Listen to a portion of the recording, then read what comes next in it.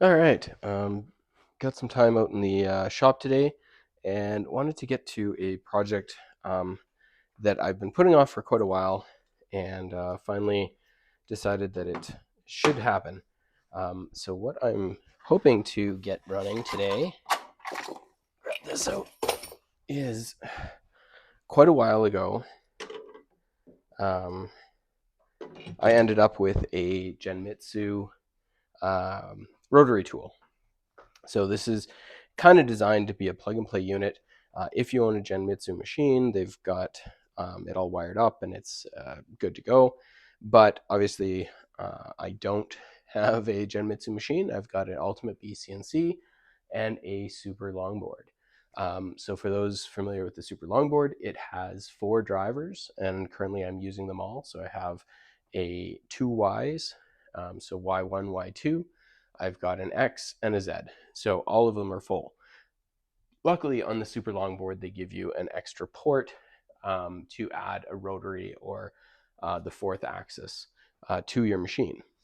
And so that's what I'm hoping to get set up today. So I have the rotary tool, and it has a JST connector on it already. So I'm going to build my wiring to fit that. So on the CNC Labs resources page for the super longboard, they do have wiring instructions for a DM542 as well as the I think it's the 6600 driver. I have a DM556. As far as I can tell, the wiring is the same as the 542. So this is the driver I'm going to add on the super longboard. I have external power. So this will be 24 volt off of the main power supply on the super longboard. I then have the wiring connection. So this is the enable, direction, pulse. I think that's it. Wiring. So this will go back. This will go from the driver here back to the. All right. Yeah, there we go. Back to the super longboard. So this will be a. The super longboard has an 8-pin. I can't remember what connector it is, but I did check, and I can use a small pitch JST connector because you only need 4 pins. I don't need the second row, so that works out well. I will use this small JST connector, and then I have the A and B that goes to the stepper motor wired up. So these are just wiring looms that I've created based on the documentation for the driver and from CNC Labs on the super longboard. So your configuration may vary, different connectors, different ends that you are needed, but I'm going to get that wired up and I will show you what that looks like when it's all done. But that is what I'm going for, and then we should be able to plug in the rotary tool and at least get it to spin. I don't think I'll run a job or anything on it today, but my goal is just to manually make it move, secure it to the spoil board, and kind of get it initially set up and see how that looks. So I'm going to stop the video there, maybe put it on time lapse, although it's not very exciting, and I will get this wired up. Awesome.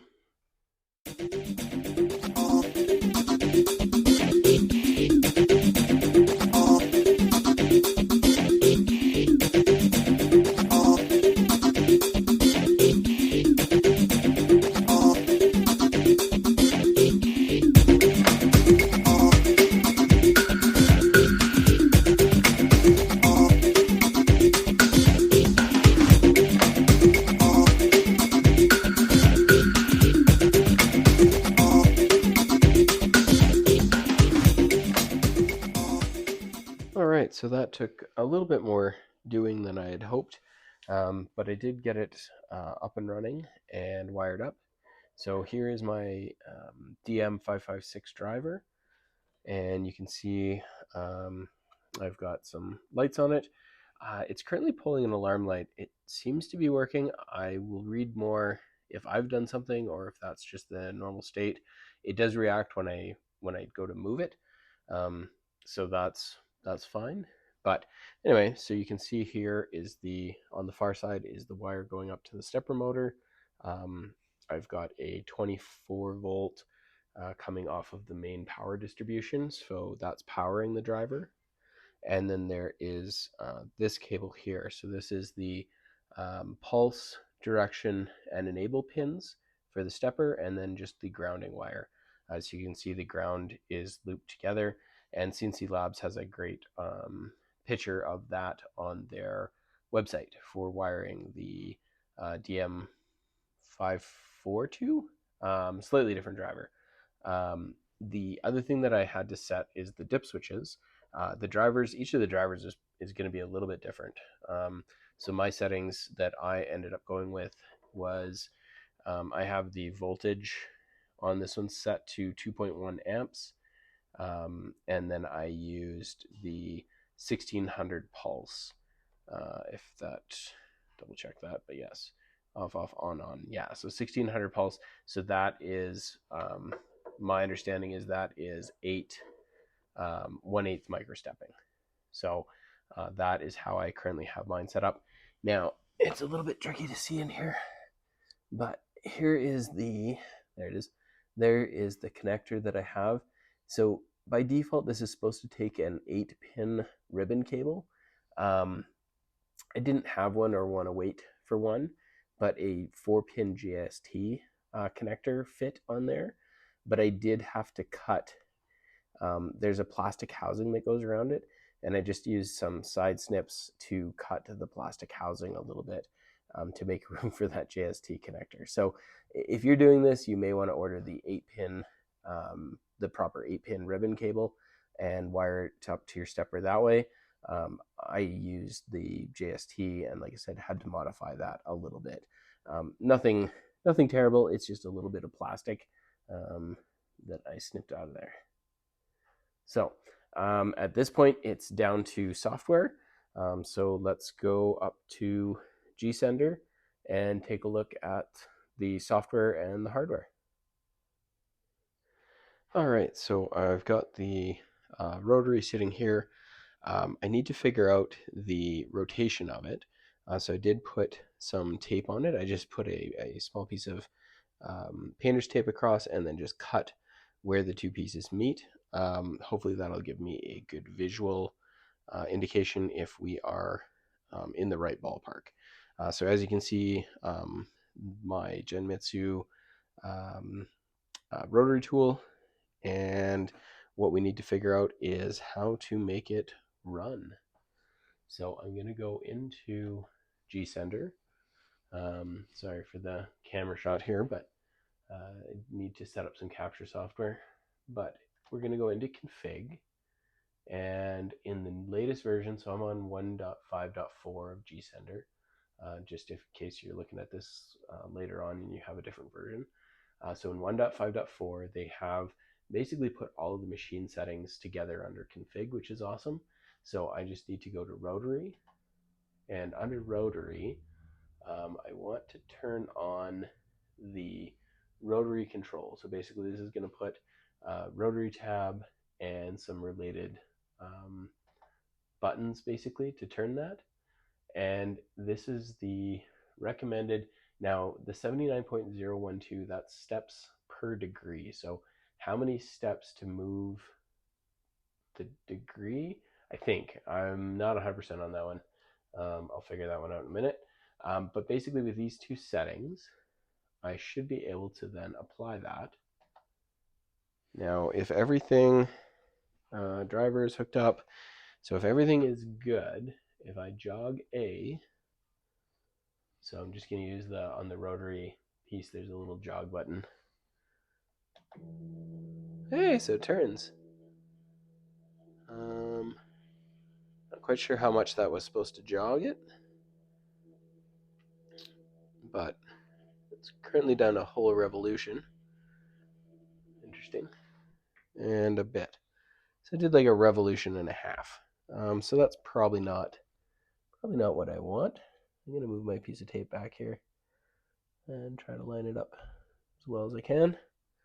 Okay, so yeah, that's probably not what I was looking for, obviously. So I seem to remember a calculation that, okay, so I have to look this up. So sorry, 1 second. So each rotary tool is a little bit different. This Genmitsu one, I can't remember what the Vortex by CNC Labs is, but I believe the Genmitsu one that I have, and they have a few different ones. So if you don't have this exact model, then you may need to look it up. But on their website, oh, there it is. So this is the one that I have, and you can see here it has a 10-to-1 reduction ratio. So it has a built-in, so it basically has a built-in planetary gearbox in here, and the stepper is driving that planetary gearbox that then drives the chuck. So I believe what I need to do is I have my Microstep set at 8. So I believe the calculation, we'll see if we get here, is 200 times the steps. So 200 is how many steps the motor needs to turn. Our microstepping is set to 8. So 2 times 8 times the gear ratio is 10. And that gives us 16,000. And then, so that's 16,000 steps that the machine can do. And then we divide by 360, which is 1 revolution. And that gives us 44.4444, whatever. So let's copy that. I think this is what I want. And then I think I need to place this. That did not work. Okay, so 44.4. How many fours? How many fours can I put in there? Well, I'm not sure how many it'll take, but I put that many in. And I will apply that. So I have, okay, so I have that set. So I'm going to go back here. And I'm going to go A00. Oops, where'd I go? Oops. So I'm going to type, oh, actually, I'm going to do 2 things. I'm going to zero this out. I have my A axis now, and I have my jog buttons for A, which is great. I'm going to zero out A. That was interesting. You know what? I'm going to restart the controller just to make sure we're dealing with a clean slate here. So turn it off. Turn it back on now that I have that new setting in there. And we're going to connect back to our controller. And I'm going to zero A. Okay, so now A is zeroed. So I'm going to go here. I'm going to go G00A360. So that should move the A axis 360 degrees. All right, so I'm going to hit enter on that. Hey, that's pretty good. Okay, so then we're going to go G00 A0. So the next command should move A back to 0. So you can see up here, it's moved 360. So let's move it back. And nice. Okay. Well, that wasn't too bad. Okay, so now that moves properly. So the next step, and I think what I'll do in the next video, I think I'll end it here.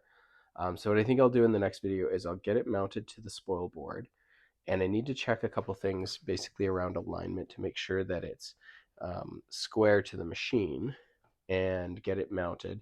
And what I will do is I'll mill up, just cut down a couple boards, and I will try to carve something. So we'll get it mounted in its final position, and I will try to run a job next time.